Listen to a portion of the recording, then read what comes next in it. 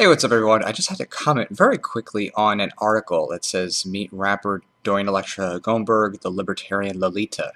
In this article, written by someone whose name I don't even know I can say, Mo something, he or she says that the libertarian movement is a part of the right wing, effectively, by mentioning that.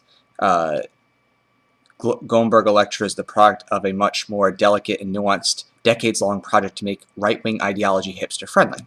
So, in using that line in the article, they are associating libertarianism or voluntaryism, anarchism, with a right-wing ideology. And so I just had to call out the author on this clearly wrong terminology. It's about as embarrassing for someone to moronically say that isolationism and non-interventionism are the same thing, which is often levied against Ron Paul. Two terms are completely different, and when you use one instead of the other, it really just highlights your ignorance and or stupidity. So there's a continuum. If you've never heard this, it's called the continuum of the false left-right paradigm.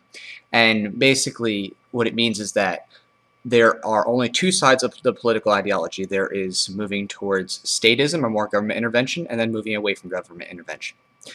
The traditional right wing of modern, times, mainstream Republicans, things like that, is toward statism or totalitarianism. It's up there with Democrats and liberals, because ultimately, while they do wave the banner of wanting freedom and liberty and blah blah blah, at the end of the day, all their policies that they support, especially concerning war, end up growing government. And these days, there is a dwindling number of mainstream Republicans who actually come to a point of wanting to eliminate agencies or eliminate legislation.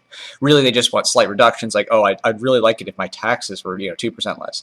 They're not really in any way moving away from government intervention. That's the modern manipulation is, oh, if you're a conservative, then you're for a free market. It makes no sense, because they often support government regulation, and henceforth, if you have government regulation, that's not a free market. So when you use these terms so flimsily, it just really rouses my ire, and it should for anybody else. If somebody uses a term or a psychological label, and this is another area of interest, but people use these psychological label mantras. In other words, they use catchphrases and coin words that, when put together or said in a certain way, are meant to turn your brain off. In other words, it's meant to set your brain into a shutdown mode so you can no longer critically think. So, for example, let's just say you're a mainstream Republican. If you hear someone say that's a liberal news show, or you hear someone say, oh, that's a leftist progressive blah blah blah, your mind automatically shuts down, like, oh, I don't want to hear what they have to say, or, oh, in your mind, your credibility goes down without having read anything. In other words, without having analyzed something on its own independently, your brain shuts down. If you're maybe mainstream Democrat, you hear, oh, that's conservative, that's right wing, that's, whatever, neocon, your brain goes, oh, turn that off, incorrect, blah, blah, blah, blah. And that's a product of a little bit of, TV programming, radio, public school indoctrination. You're being trained essentially that you cannot critically think about independent subjects, come to a table and just read it independently without having these preconceived notions, simply by using, a very powerful, psychologically manipulative label, right wing, liberal, progressive, whatever. Use those terms, boom, brain shuts off. So obviously, if you, go ahead and read the article, it's full of these types of things. That's the way they want to write it for the audience is, laissez-faire propagandist and, ideological pedophilia, and talking about different historical figures of, libertarianism, Hayek and, whoever else you want to throw on the list. There's a bunch. You just read it for it. And a really good line that I really like how they phrase how the author phrases this. Friedrich Hayek saying that he's an unabashed propagandist who loved Pinochet, hated workers, had sex with his cousin.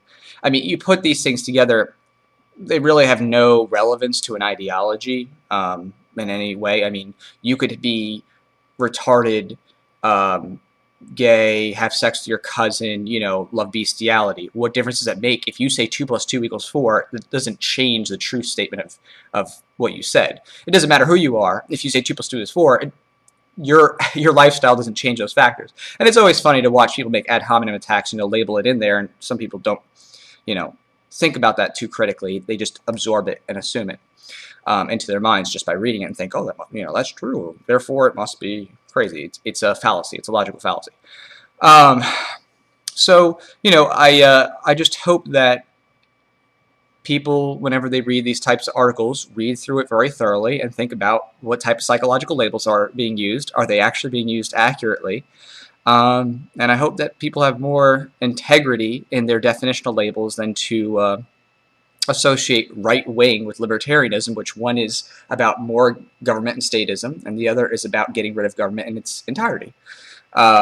Two different ends of the coin, and really nothing that is inherently evil, at least in a philosophical sense. Saying, I would prefer it if the government didn't put a threat of force to take money from me is not exactly a wicked, malicious, evil thing. Like, oh, how dare you say that someone shouldn't take your possessions by force? I mean, it's a doublespeak. So, in any case, definitely check out Dorian Electra's videos because they're pretty funny. All right, take care, guys, and I'll talk to you later.